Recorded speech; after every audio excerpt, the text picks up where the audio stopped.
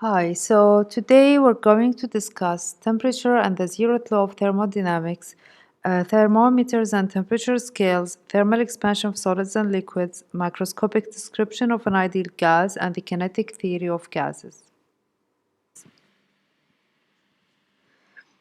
So, objects in thermal contact with each other will exchange energy. Imagine we have two objects here at different temperature. They will exchange energy, for example, by heat or electromagnetic radiation, until they reach thermal equilibrium, in which they cease to have any exchange of energy. Then we say that the two objects are at the same temperature. So, the zeroth law states that if objects A and B are in thermal equilibrium with the third object C, then A and B are in thermal equilibrium with each other. So in thermal equilibrium, there is no energy transfer and the two are at the same temperature. So we will consider now the thermometer, which is a device used to measure temperature. It makes use of a physical property that changes with temperature, such as the volume of a liquid or the length of a solid, to name a few. The liquid thermometer uses mercury or alcohol. The length of the liquid column changes with temperature. So we have 0 degree Celsius and 100 degree Celsius in the temperature scale. In the Celsius temperature scale, the ends of the liquid column are marked as 0 degree, the freezing point, corresponding to the temperature of water and ice at thermal equilibrium. The boiling point, which is 100 degrees Celsius, is for the temperature of a water-steam mixture in thermal equilibrium with each other at atmospheric pressure. The distance between the endpoints is divided into 100 equal segments, each representing a change in temperature by 1 degree.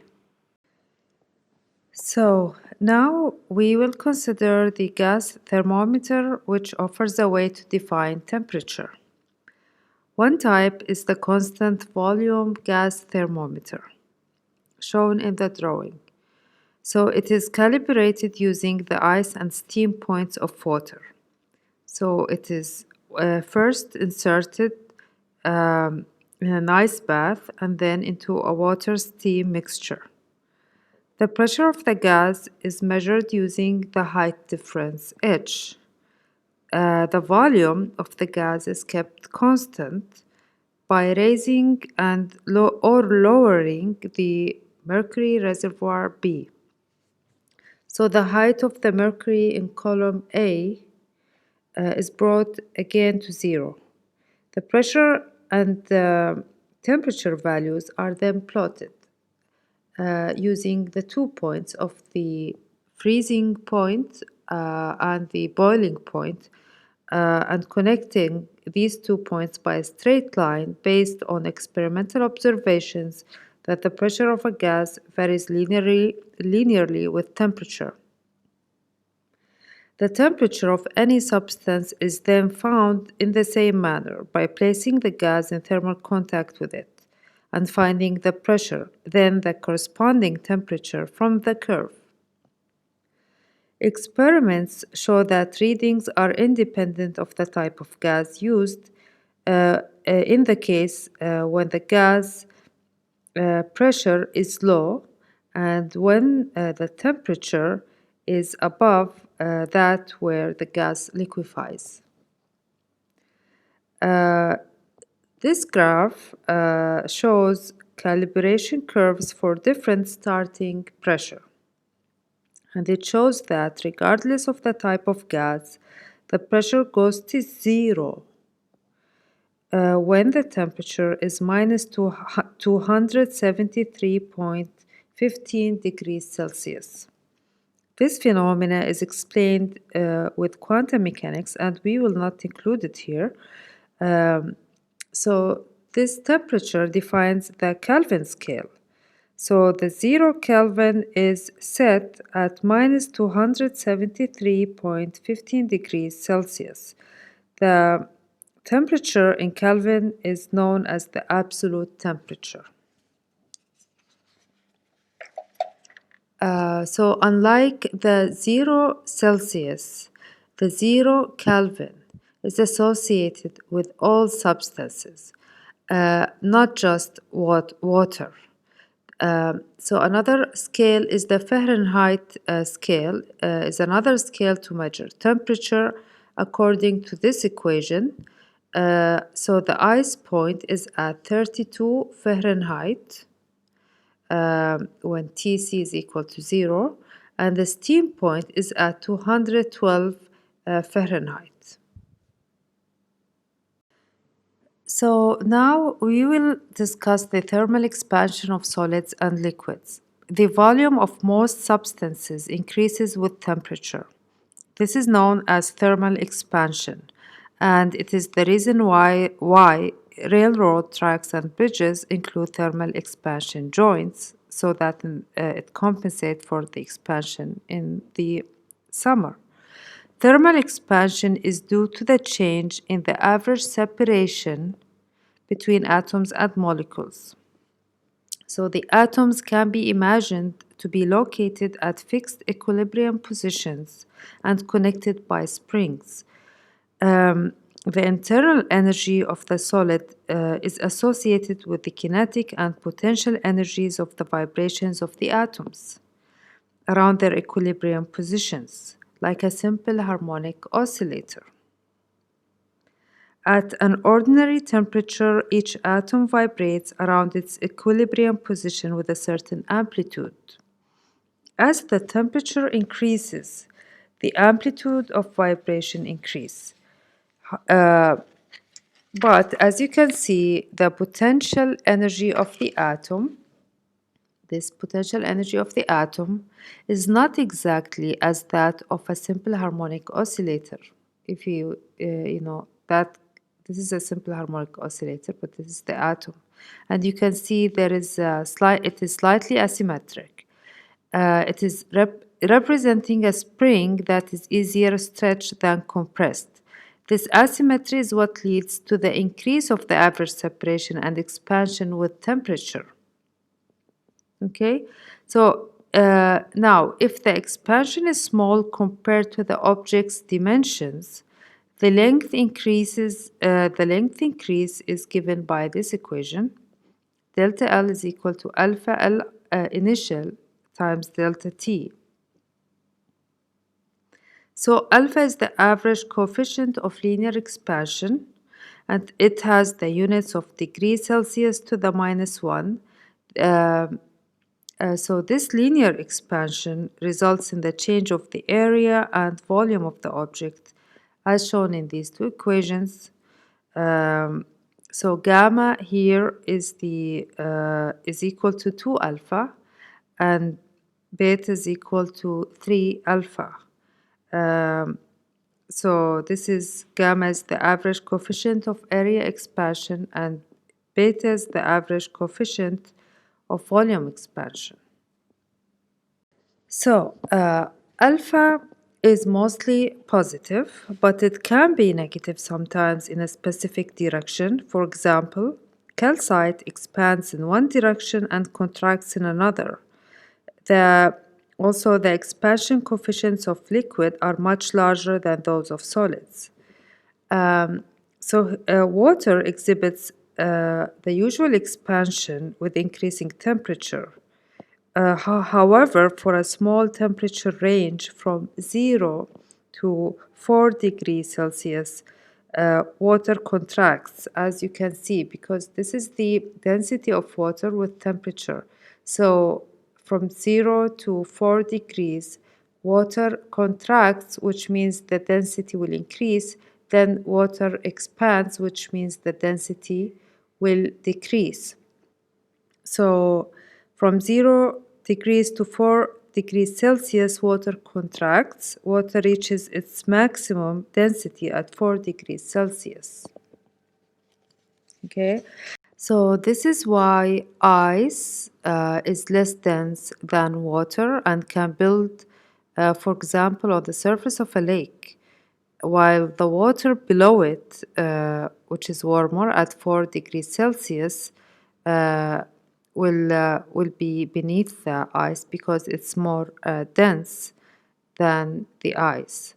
Okay, so and this, of course, is essential for the survival of plant and animal life in water and in water in the winter. So we will now consider how the pressure of a gas P, its temperature T, and volume V are related to each other through the equation of state. For a gas maintained at low pressure and low density, this equation has a simple form. So this low density gas is known as an ideal gas. Okay, so what is an ideal gas? It is a gas that consists of identical point-like atoms or molecules that move in random motion. So any molecule can have any direction with any speed, or so it can take any direction with any speed, and so the motion of the molecules is isotropic. And second, in an ideal gas, the atoms or molecules experience short-range forces only during elastic collisions and exert no long-range forces on each other. And third, in an ideal gas, is one in which the volume occupied by the atoms and molecules is small compared to the volume of the container. So, in a steady state, the macroscopic properties such as the pressure, volume, and temperature of the gas remains fixed, but the molecules are constantly changing their velocity. So, even though at the microscopic scale the molecules are constantly changing their velocities, the macroscopic properties in a steady state remain fixed. So, the amount of gas is usually expressed by the number of moles. So, 1 mole contains Avogadro's number of atoms or molecules, which is equal to 6.022 times 10 to the power 23. The number of moles is equal to the mass of the substance divided by the molar mass m. Okay, and the molar mass has units of grams per mole. So now consider a gas confined to a cylindrical container whose volume can be varied by a moving piston. So it is found experimentally that when the temperature is kept constant, the pressure of the gas is inversely proportional to the volume, and this is known as Boyle's law. It is also found that when the pressure is kept constant, the volume is directly proportional to the temperature, and this is known as Charlie's law. And it is found that if the volume is kept constant, the pressure is directly proportional to the temperature, and this is known as Gay-Lussac's law. So these observations can be summarized in the following equation known as the ideal gas law, which is P times V is equal to nRT, and R is the universal gas constant. It is equal to 8.314 joules per moles times Kelvin. T here is the absolute temperature in kelvins. So, and we can express also the ideal gas law in terms of the number of molecules. So we substitute for the number of moles n, the number of molecules over the Avogadro's number here, and this is equal to n kb t. And Kb is known as Boltzmann's constant and it has the value of 1.38 times 10 to the minus 23 joules per Kelvin. So we will now consider the kinetic theory of gases, which describes the ideal gas model from a microscopic point of view and show how it's related to the macroscopic properties of the gas. So the detailed derivation you can find in any college textbook, but here we'll show just the general idea. So let's consider n molecules of an ideal gas in a cubic container of edge of length d. And let's consider the ith molecule. Okay, so when the ith molecule collides elastically with the wall of the container, its velocity component that is perpendicular to the wall is reversed, and its momentum will change. From this, you can calculate the average force exerted on the ith molecule by the wall.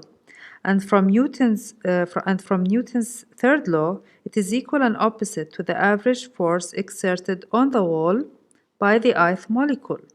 Okay, so if we sum over all individual molecules, we can find the total force on the wall due to all of the individual molecules uh, as this expression. So this is the mass of the molecule and over d sigma Vxi square. And the average speed for all the molecules is given by this expression. Okay, and from this you substitute for F, and also since the motion of the molecules is isotropic, the average speed is the same in all, is equal in the three directions.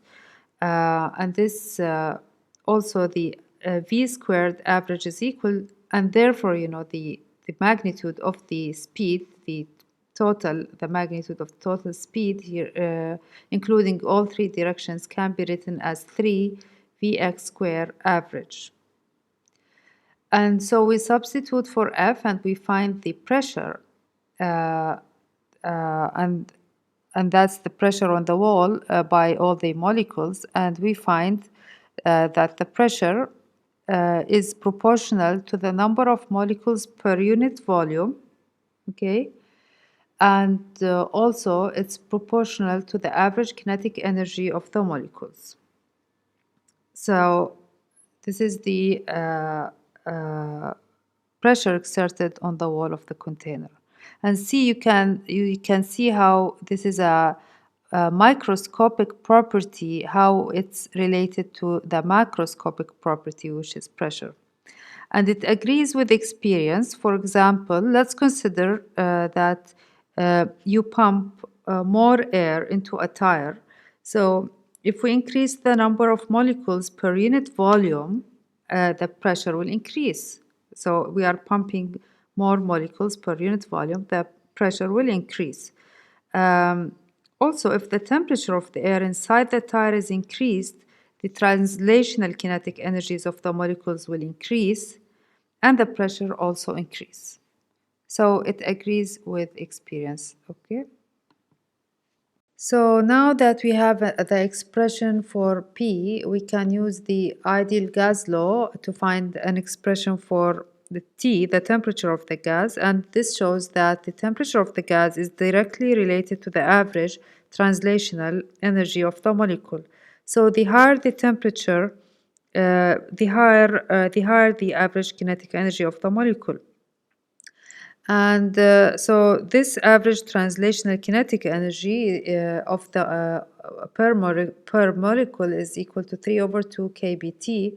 And since we know the relationship between V square average and Vx square average, we can find the average translational kinetic energy per molecule for each direction. And this shows that each degree of freedom contributes an equal energy, and this is known as the equipartition of energy theorem.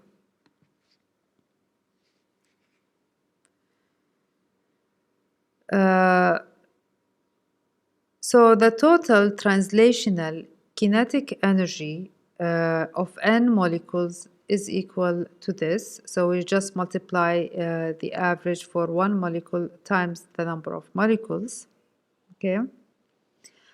And in the case of a monatomic gas, so the only type of energy will be the translational kinetic energy, and so the total internal energy will be equal to the total translational kinetic energy for a monatomic gas. But in a diatomic or polyatomic gas molecules, there will be other contributions, not just translational motion. There will be rotation or vibration of the molecules that will add to the total energy and to the total internal energy. But we will see this in the next video.